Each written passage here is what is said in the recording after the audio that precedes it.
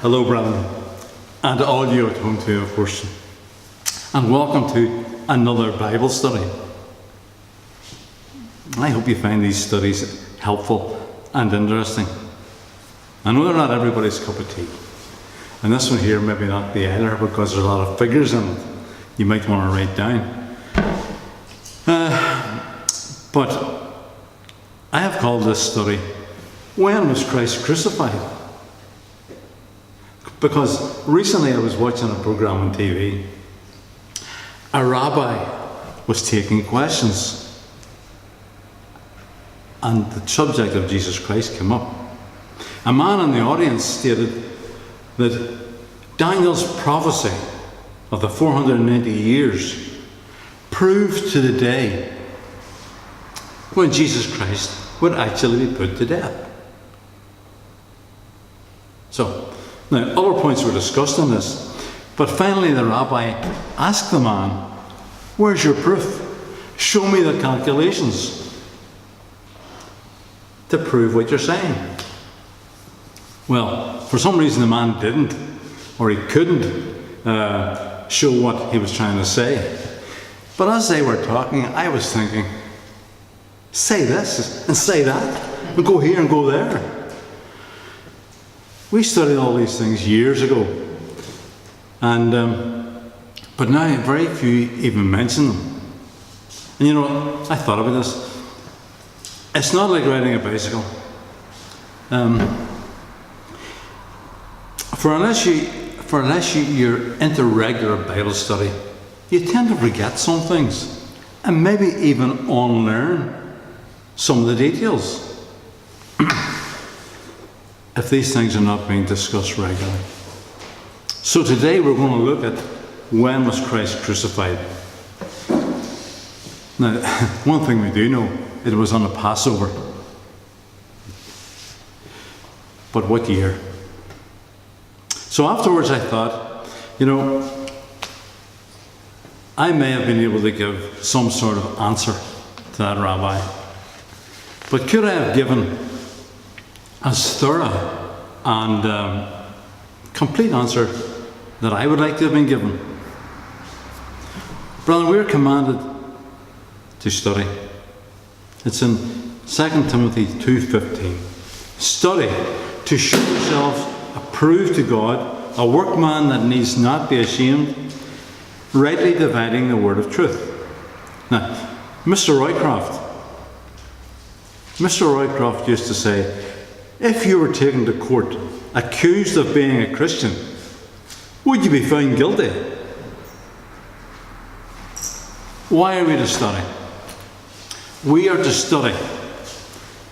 1 Peter 3:15. We are to study to sanctify the Lord God in our hearts, and to be ready always to give an answer to every man that asks you a reason of the hope that is in you, with all meekness and fear. So, brethren, do we study? Are we able to humbly give an answer to anyone who asks us? So, perhaps some of you are thinking, where is Daniel's 490-year prophecy? Well, it's obviously in the book of Daniel. So let's go there. And we'll begin in Daniel 1, verse 1. Daniel 1, verse 1 tells us, in the 3rd year of the reign of Jehoiakim, king of Judah, Nebuchadnezzar, king of Babylon, came to Jerusalem and besieged it.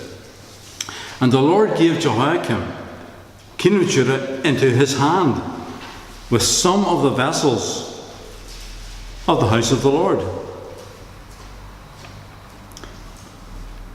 And I wondered, why did it say, and some of the vessels of the house of God?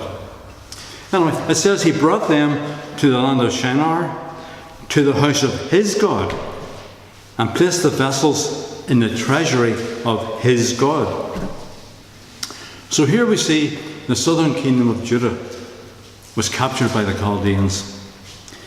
And in verse 3 of Daniel 1, then the king commanded Ashpenaz, his chief eunuch, to bring some of the people of Israel, both of the royal family and of the nobility, youths without blemish, of good appearance, and skillful in all wisdom, endowed with knowledge, understanding learning, and competent to stand in the king's palace, and to teach them the literature and the language of the Chaldeans.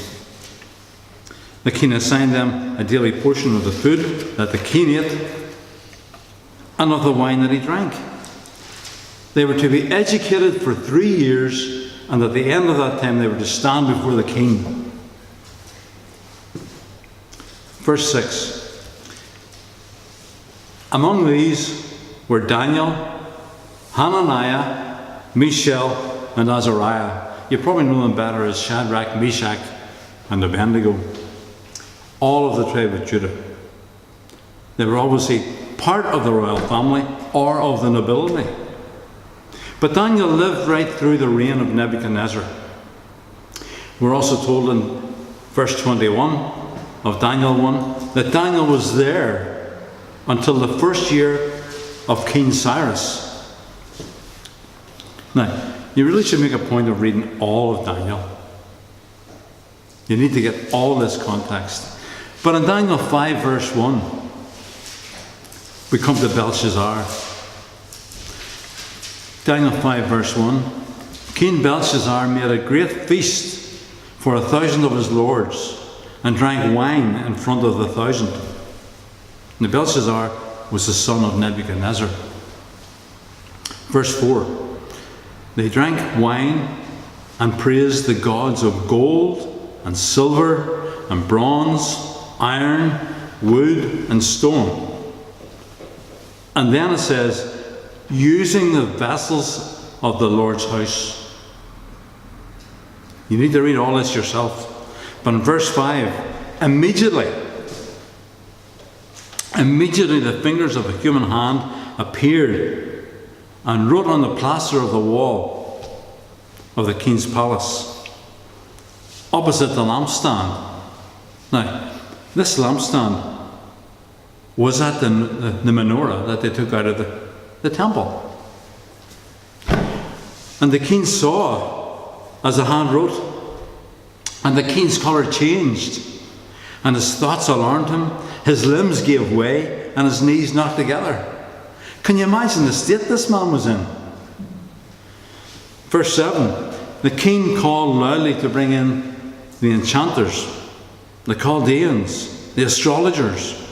The king declared to the wise men of Babylon, whoever reads this writing and shows me its interpretation shall be clothed with purple and have a chain of gold around his neck, and shall be called the third ruler in the kingdom.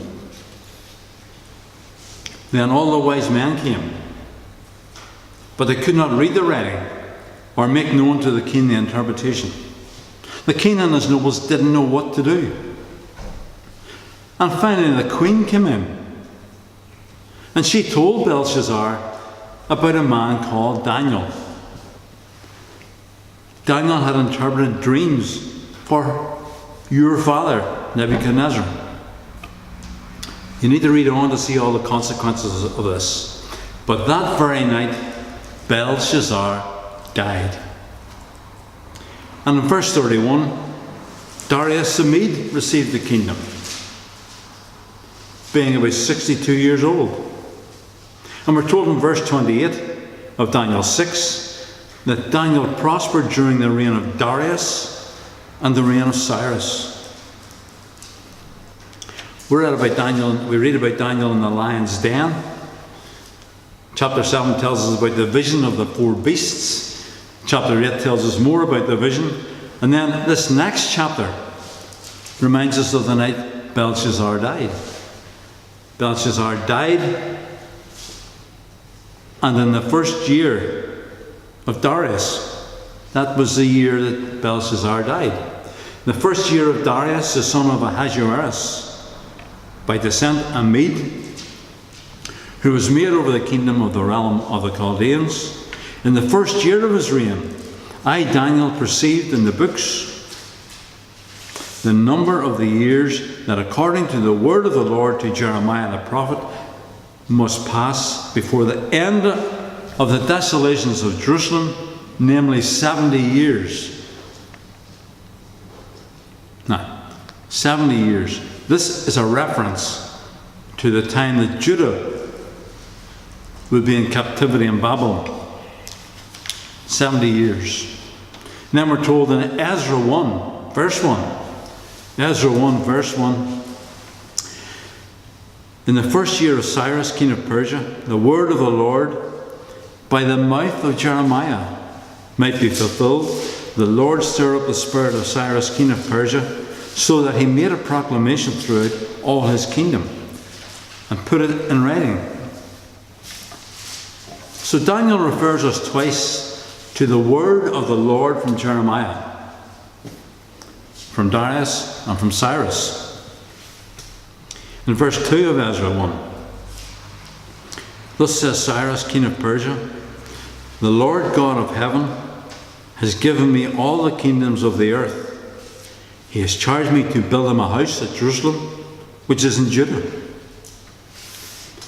Whoever is among you of all his people, may his God be with him.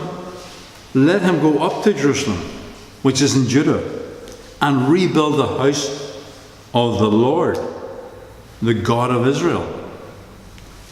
He is the God who is in Jerusalem. When was the first year of Cyrus? Now, I find it difficult to determine when Darius and Cyrus actually reigned. I mean, you can find a number of answers to that question, and quite a few in conflict. But we know that Darius reigned after Belshazzar. It seems that he reigned between Belshazzar and Cyrus. But as I say, there are so many different opinions. Some think Darius reigned until Cyrus took over. Some think it's possible that the two co-reigned together. And I think that's possible. When we read that, because we read that Darius was the son of Ahasuerus, Esther, from the book of Esther, was the wife of Ahasuerus.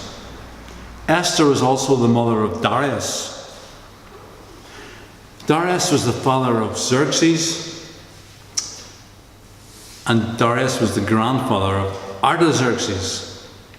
Now, perhaps that's why they all seem to show some sort of leniency or sympathy to the Jews as compared to Belshazzar. But anyway, Cyrus conquered Babylon, and then in the first year of his reign he gave command to allow some of the Jews to return to Jerusalem to rebuild the temple. So the Jews had been in Babylon for 70 years, which is the time Jeremiah stated. And then a number of them were allowed to return to Jerusalem to rebuild the temple. In Jeremiah 25 verse 12, then after 70 years are completed, I will punish the king of Babylon and that nation, and the land of the Chaldeans for their iniquity, declares the Lord, making the land an everlasting waste. And in Jeremiah 29 verse 10, for thus says the Lord, when 70 years are completed for Babylon, I will visit you, and I will fulfill my promise to bring you back to this place.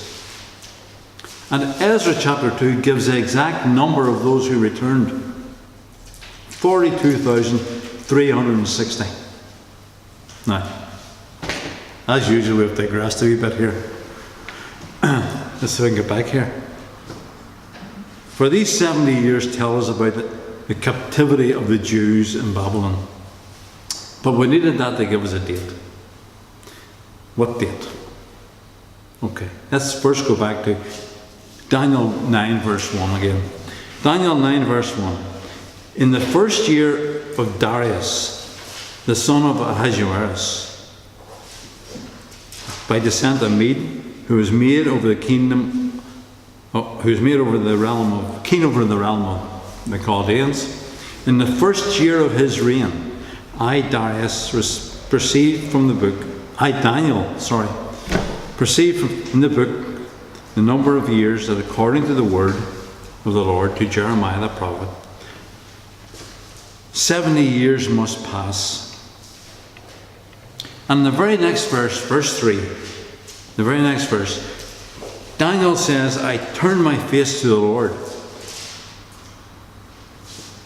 seeking him by prayer and pleas for mercy, and with fasting and sackcloth and ashes. I prayed to the Lord my God and made confession, saying, O Lord, the great and awesome God, who keeps covenant and steadfast love with those who love him and keep his commandments. Daniel prays and confesses all that Judah has done wrong and all of their disobedience, right down to verse 19.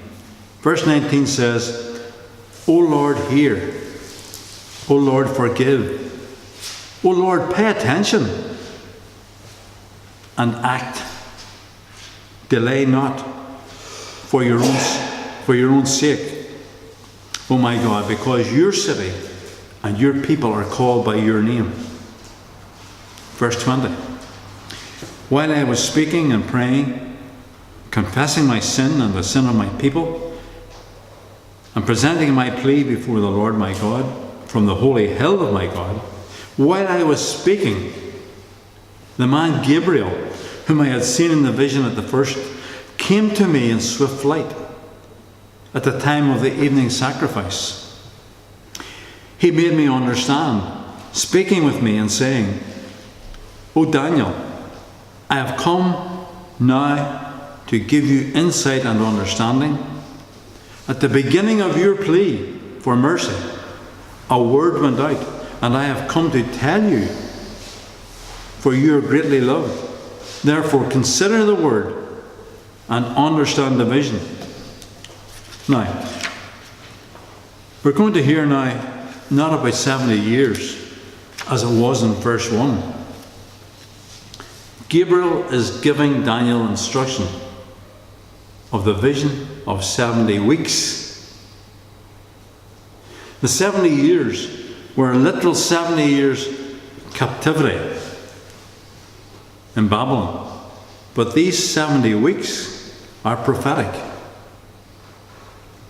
In verse 24, 70 weeks are determined upon your people and upon the holy city to finish the transgression and to make an end of sins and to make reconciliation for iniquity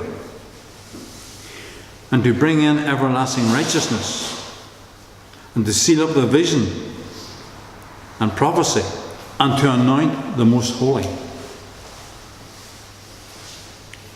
Now that verse is obviously speaking about Jesus Christ. When was this commandment to go forth to rebuild the temple? For Cyrus and Darius both made proclamations. You read that in Ezra 1 and Daniel 9 verse 2. But we're told in verse 25 of Daniel 9, know therefore and understand that from the going forth of the commandment to restore and build Jerusalem unto the Messiah, the Prince, shall be 7 weeks and 62 weeks. The street shall be built again, and the wall even in troublous times. And then it says, after 62 weeks shall Messiah be cut off, but not for himself. Now these verses need a lot more explanation, but we're not going into that today. And the people of the Prince shall come. They shall destroy the city and the sanctuary, and the end thereof shall be with a flood, and unto the end of the war desolations are determined. You will notice verse 24 says 70 weeks are determined. But verse 26 says, after 62 weeks. So here we have 7 weeks plus 62 weeks. That's the 62, by the way. Anyway, and we have 1 week.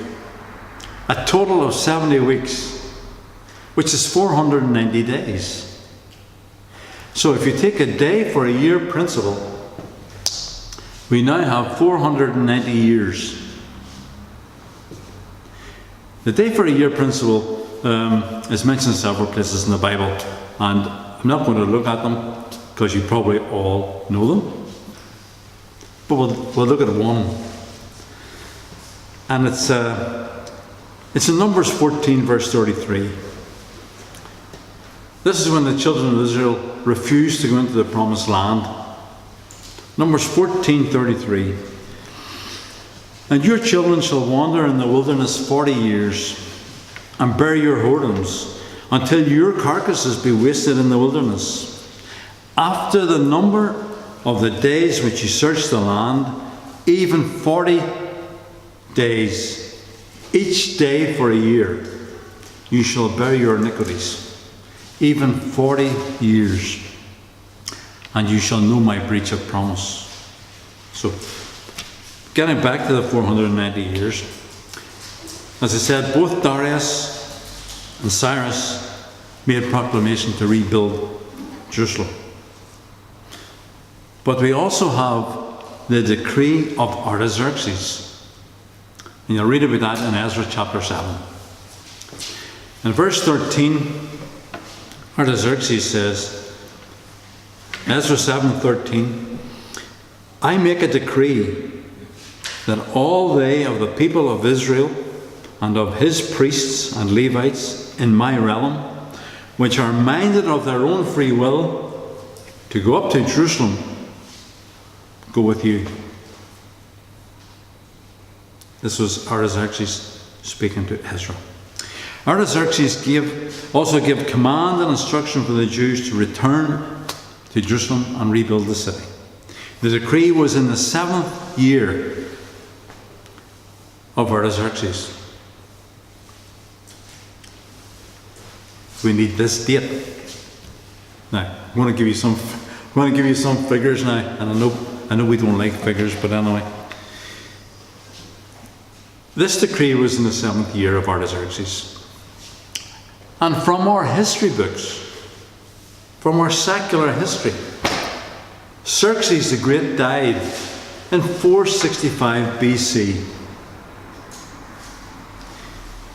And his son, Artaxerxes,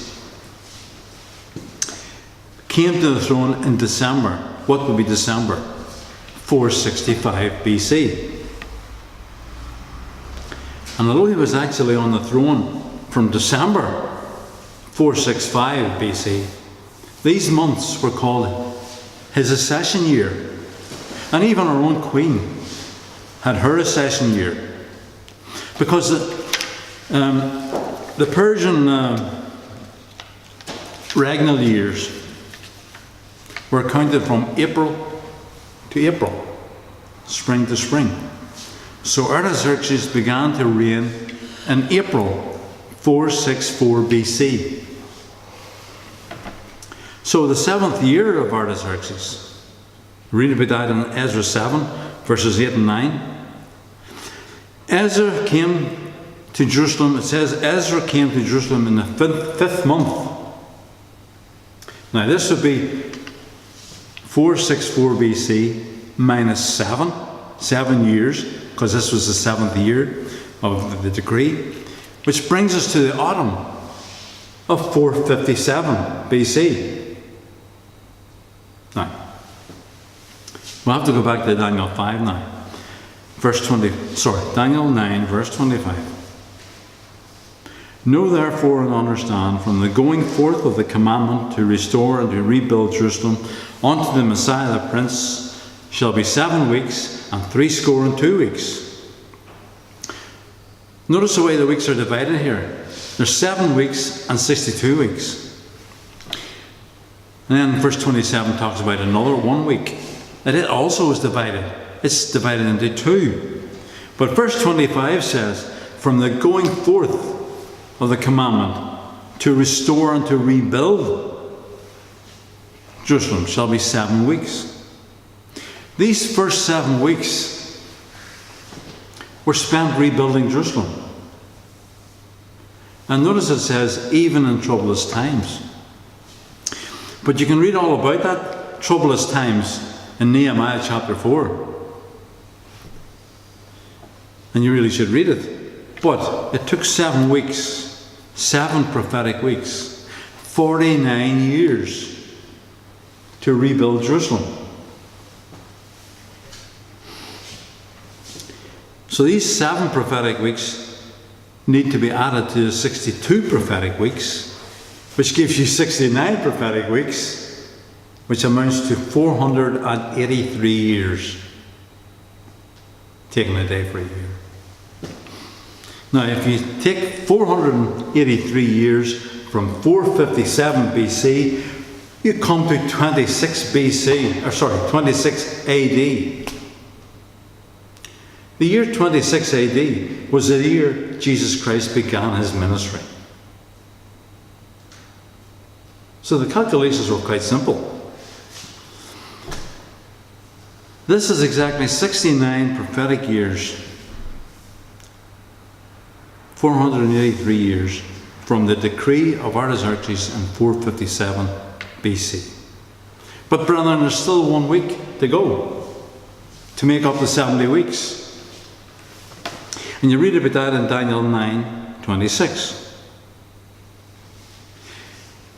Daniel 9:26, after 62 weeks shall Messiah be cut off, but not for himself.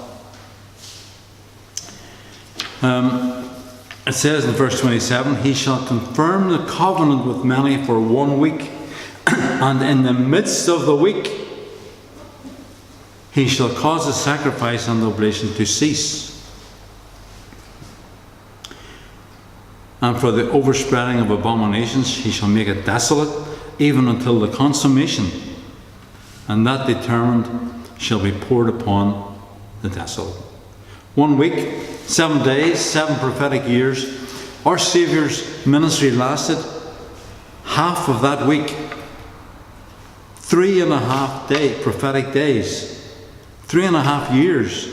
And in the middle of the week, the Messiah was cut off. Isaiah 58, sorry, I made a lot of mistakes here. Isaiah 53 verse 8 says, he was taken from prison and from judgment, and who shall declare his generation? For he was cut off out of the land of the living. For the transgression, for the sin of my people was he stricken. In the middle of a literal week. Brethren, there's still 3.5 years of that final week to be fulfilled. And we're not even going to look at that today, but there's a tremendous amount of information in the scriptures that we have raced over. But I'm going to end here, because you have enough figures to think about.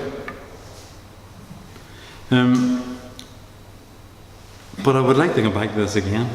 The point was, by taking secular history and the Bible, you can show with calculations when Christ's ministry began and the day he was to die.